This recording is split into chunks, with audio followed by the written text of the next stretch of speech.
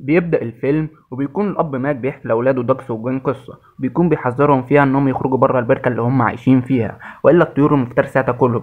وبيكون الأطفال خايفين جدا، فبتيجي الأم وتهديهم، بيسيبوهم ويروحوا يناموا. بعد كده بيكون الأب ماك بيرمم البيت اللي هم عايشين فيه، وبنلاقي بط مهاجر بيستريح من السفر في البحيرة بتاعتهم.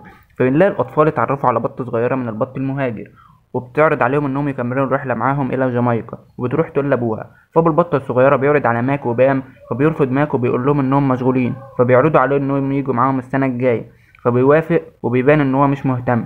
فبيمشوا وبنلاقي مراته بتعاتبه وبتقول له ان اللي حصل منه ده قله ذوق، فبيرد عليها وهو مش مهتم وبيقول لها انه مبسوط هنا وانه رافض فكره الهجره دي اساسا. فبيستحيلوا عليه وبيقولوا له انهم نفسهم يخرجوا بره البركه ويشوفوا الدنيا، فبيقول لهم ان الهجره خطر، فبيقولوا له ان مفيش خطر والمغامره تستاهل، فبيقول لهم لا، فبيفقدوا الامل وبيخشوا البيت. وبيجي الليل وبنلاقي ماك لسه واقف في مكانه، وبيلاقي انكل دان العجوز وبيقول له انه يسمعهم وانه لازم يتمسك في رايه وما يسيبش البركه. وفي الاخر هيلاقي نفسه عامل زي انكل دان كده ولوحده على طول. فبيخاف ماك من فكره ان هو يبقى لوحده، وبيفكر ويقرر انهم هيهاجروا لجامايكا. فبيصحي ولاده الصبح وبيكونوا مش مصدقين وبيفرحوا كلهم. فجوان الصغيره بتشبط في انكل دان وبتستحيل عليه انه يهاجر معاهم، فبيستعدوا انهم يطيروا ويهاجروا، وبتبدأ الرحلة بتاعتهم. لكن بيلاقوا ان الطيور التانية بتطير في عكس اتجاههم، وبنلاقي ان في عاصفة، فبيستخبوا في مكان يحميهم من المطر. وبعدين بيظهر لهم طائر البلشون، فبتسألهم على حالهم، بتقول لهم انهم كده هيتجمدوا من البرد.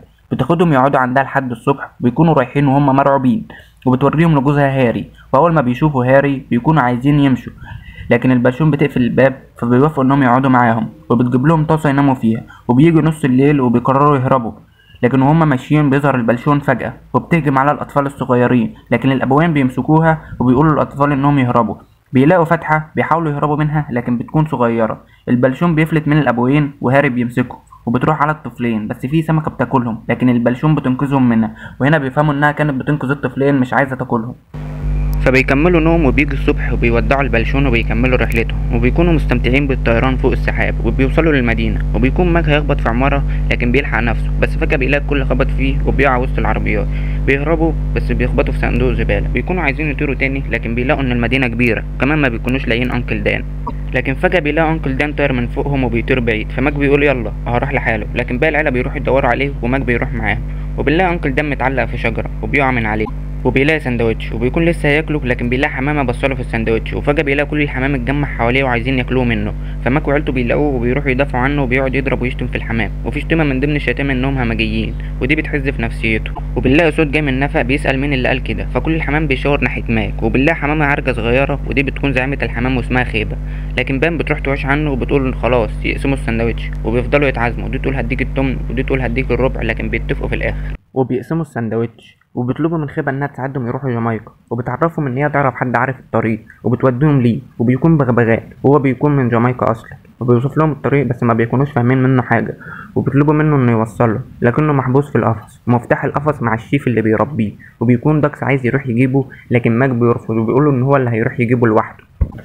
وبنلاقي ان الشيف شخص جاد جدا وبيحب الدقة في أكله. وهو بيقلع الجاكيت بيشوف ماك المفتاح متعلق فيه وبيروح يجيبه، لكن بيلاقي بام جت معاه وما بيكونوش طايلين المفتاح، فبيساعدوا بعض. وبام بتقف على طفاية الحريق وبتجيبه، بس ماك بيسيبها وطفاية الحريق بتغرق المكان كله. والشيف بيشوفهم بس بيهربوا منه، لكنه بيطاردهم وبيوصلوا للأوضة. بيحاولوا يفتحوا القفص لكن ما بيعرفوش، بس انكل دان بيشغل دماغه وبيضرب ماك على ظهره وبيبلعه المفتاح. بيكون الشيف قرب يوصل وبيحاولوا انهم يخرجوا المفتاح لكن ما بيعرفوش. وفجأة بيدخل الشيف وما بيلاقوهمش وبيكونوا مستخبيين، بس ماك بيكون شفط هوا البالونة كله وبيكشف مكانهم، وبيفضل يطير في المكان كله لحد ما بيخبط في الشيف وبيخرج المفتاح. فالبغبغان بيمسك المفتاح وبيخرج، وبيخرجوا بعديه كلهم وبيكملوا رحلتهم وبيكونوا طايرين. لكن جوان بتكون عايزة تلبي نداء الطبيعة، بس بام بتقولها تعملها في الهوا عادي وما بتكونش عارفة. فبينزلوا على الأرض وبيكتشفوا مكان سر للبط. بيدخلوه فبيلاقوا مجموعة من البط بيعملوا يوجا، وبيكونوا في مزرعة للبط. بيلاقوا البط بيتعامل أحسن معاملة، بيعملوا لهم مساج وعاملين لهم ملاهي. فبيقرروا انهم هيقضوا اليوم هنا وبعدين يكملوا رحلتهم، وبيفضلوا يلعبوا ويهيصوا. لكن داكس بيشوف شاحنة وبيكون نازل منها الشيف، فالبط بيكون رايح يركب في الشاحنة. فداكس بيحاول يمنعه وبيحذره من الشيف. فماك بيروح له وبيقول له ان الشيف هنا. فماك بيقول لداكس انه يروح لامه، لكنه بيرفض ويروح يحذر البط من الشيف. الشيف بيشوفه وبيدوس عليه، فماك بيشوفهم وبيروح يدافع عنه، وبيكون الشيف هيمتلهم. بس البط بيهرب والشيف بيقع، فالبط بيطير كله وبيهرب. وبعدين بنلاقيهم تعبوا من الطيران، فبينزلوا يستريحوا على الشط، وبنلاقي ماك بيزعق في داكس عشان ما سمعش كلامه، فبيهدى وبيحاول يصالحه لكنه بيزعل وبيمشي. وبيجي الليل عليهم وبيكونوا نايمين، لكن بنلاقي ان الشيف بيدور عليهم بطيارته وبيلاقيهم. بيحاولوا يهربوا لكنه بيرمي عليهم شبكة وبياخدهم كلهم ما عدا داكس وجوين.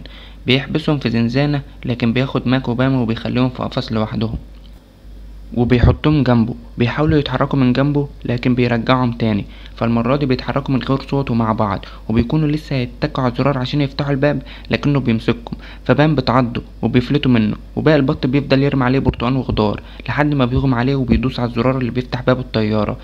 بيقع ماك وبام، لكن بنلاقي داكس وجوين جايين ينقذوه، وداكس بيكون ركب ريش البغبغان فبينقذوهم. وباقي البط بيكسر الزنزانة وبيهرب.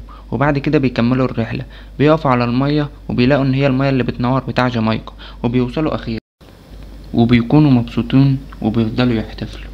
وهنا بيكون انتهى الفيلم. لو عجبك متنساش تشترك في القناة وتدوس لايك وتشير الفيديو. سلام.